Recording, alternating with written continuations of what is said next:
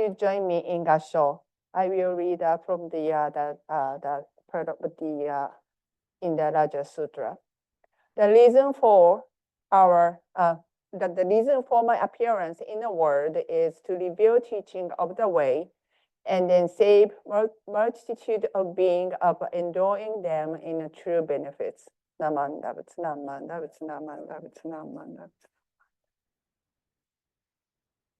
Happy New Year, everyone. Don't look at my feet. And just wearing the Minnesota version of minister's order with the boots. So I think it will okay. So Happy New Year, everyone. So how did you spend your New Year's holidays? So the holiday season may still lingering this morning, but thank you for coming to the Twin Cities Sangha Sunday service, monthly memorial service for January, and the Shushoe, the New Year's Day service. It's very cold. So I always think of my grandfather on freezing days like this in Minnesota. So my grandfather was held in Siberia prison, the prison camp, for 4 years after the war. So he was a Jodo Shinshu minister, but he was drafted into the army as a soldier, and then was in Manchuria when the war ended. So he was captured by Soviet military and then put in a camp. So where he lived a life that was like hell. So my grandfather passed away when I was 9 years old. And then as I grew older, I learned about his experience during the war and his time in Siberia. So Siberia is very cold, like Minnesota in winter, with the temperature below freezing for months.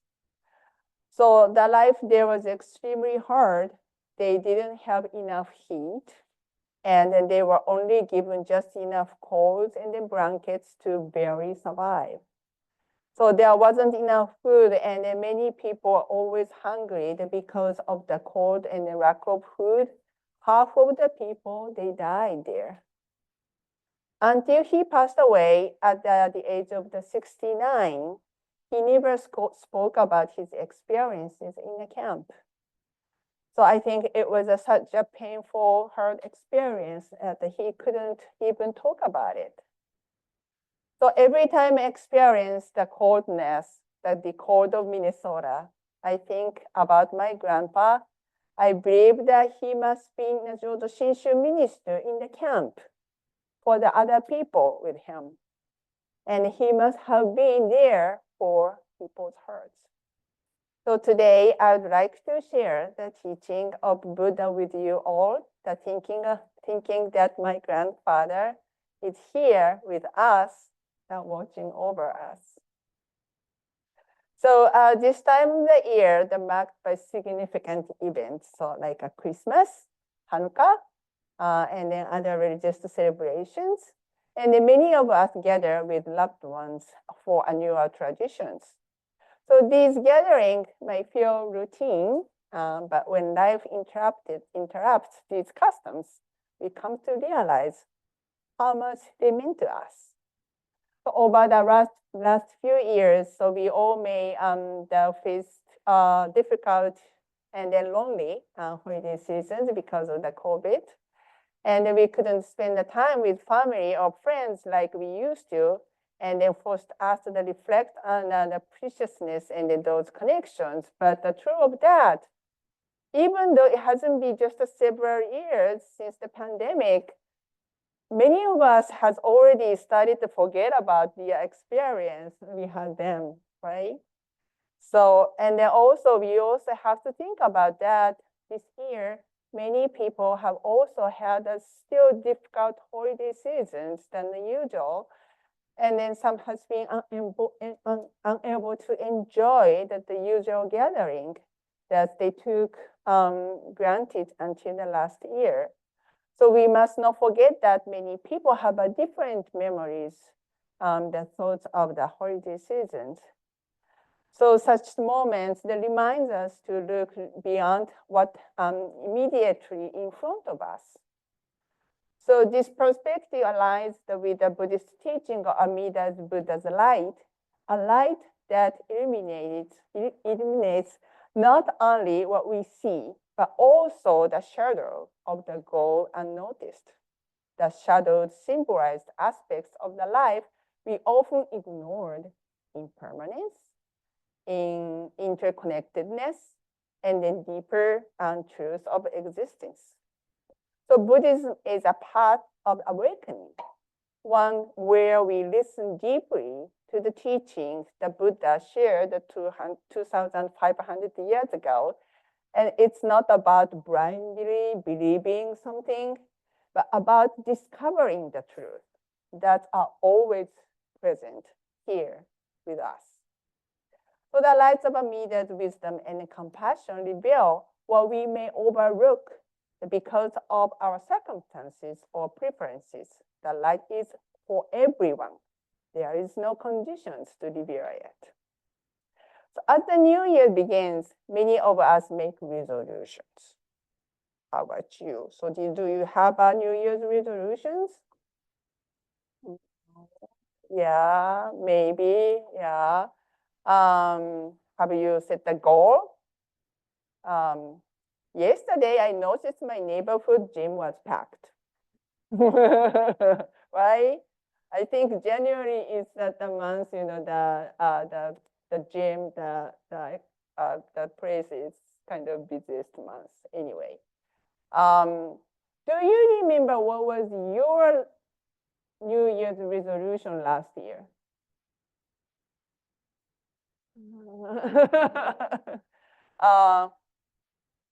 Me either. I don't remember what was that. I have ambition to, something like exercise, yes, which is always one of my New Year's resolution in years and years. So, but it is easy for us to forget the goals and we set them towards ourselves, just like every year. But we continue to hope this year will be better than the last, right? So, but it's part of the human being. So we have a remarkable ability to keep striving forward, still no matter how many times we, forget or we stumbled or fall short.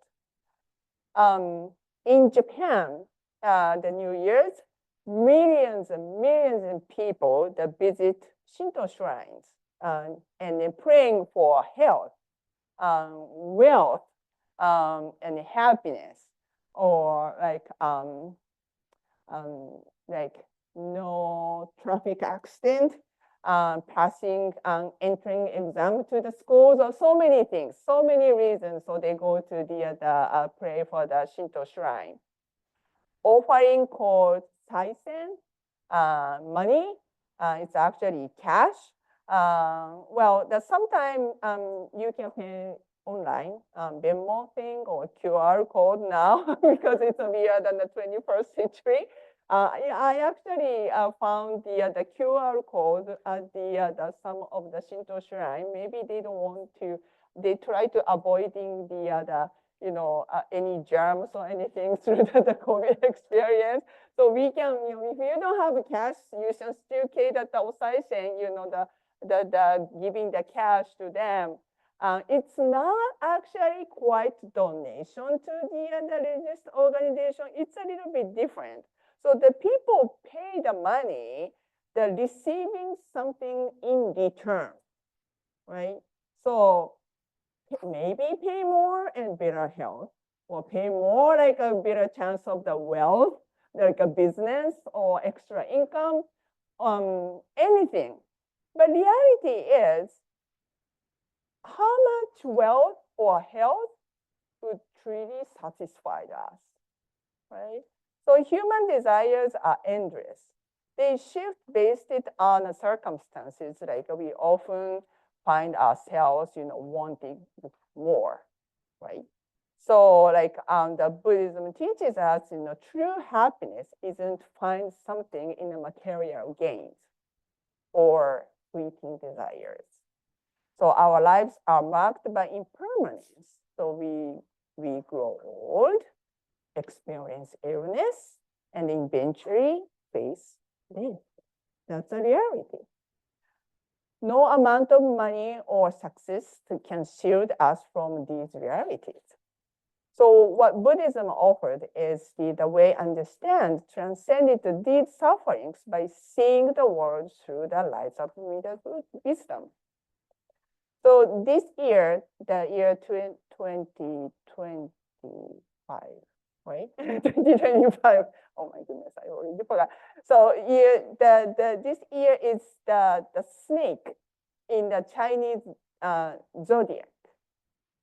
Do you know? Are you familiar with it? So this year is a snake. Who is born in the year of the snake? Oh, my goodness, maybe ask you your age, but you maybe you might be the 12 years old, 24 years old. So, but yeah, this year the snake. Nobody was born in a snake. Oh, okay. Well, so anyway,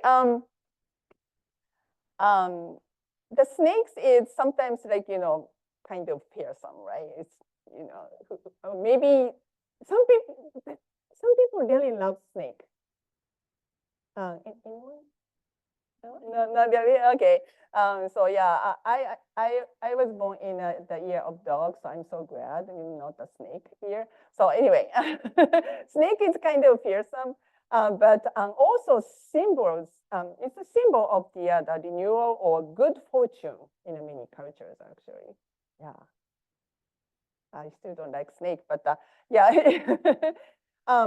When I'm a child, there is a kind of superstitions that keeping a dead snake skin in your wallet would increase your wealth. Yeah. Have you ever heard it? Yeah, see? Yeah. So have you ever? Okay, yeah. It's just, it's just totally superstition. So, but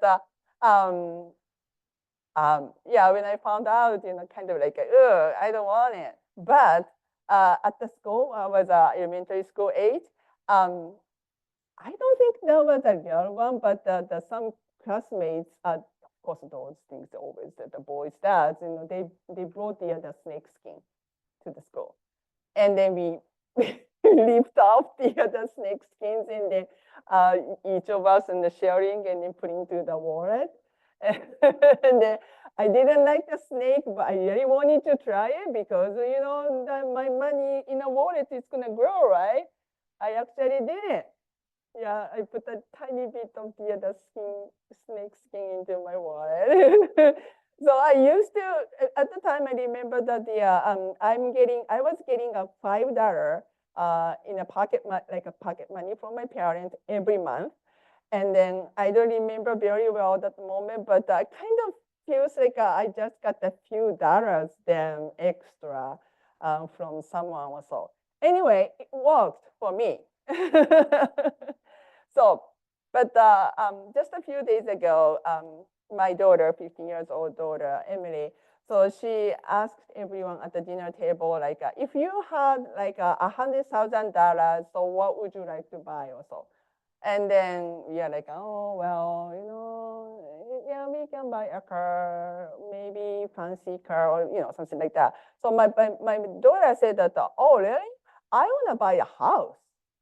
And then I was like, we are saying like $100,000 is not enough money for buying a house. And Amy was like, really?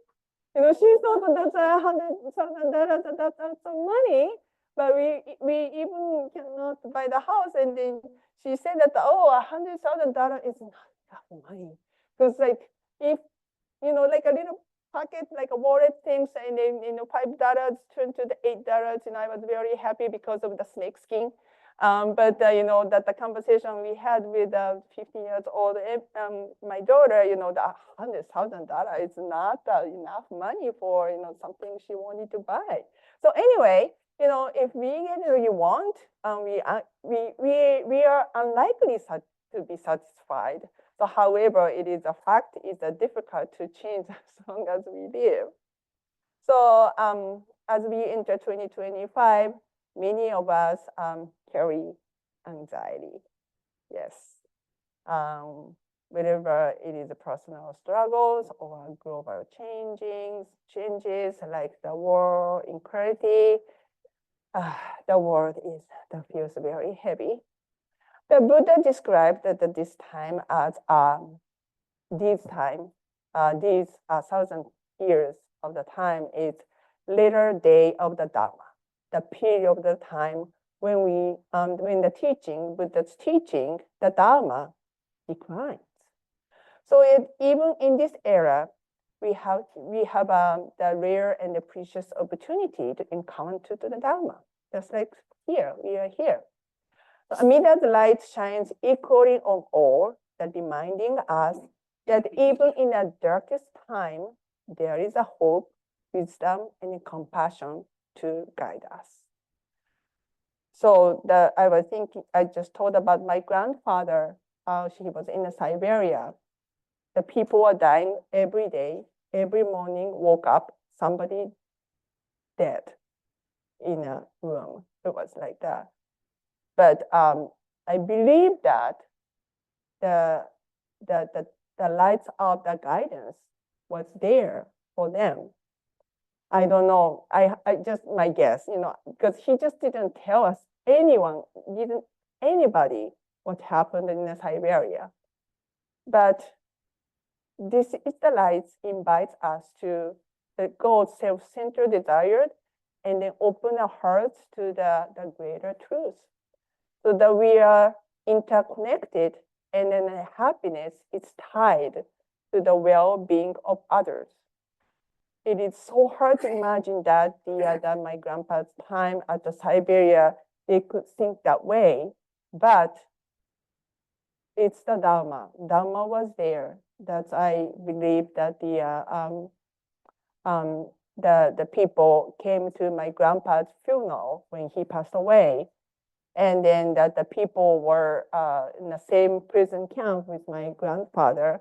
And then they told us as a family, we are so grateful we had a minister with us at the time.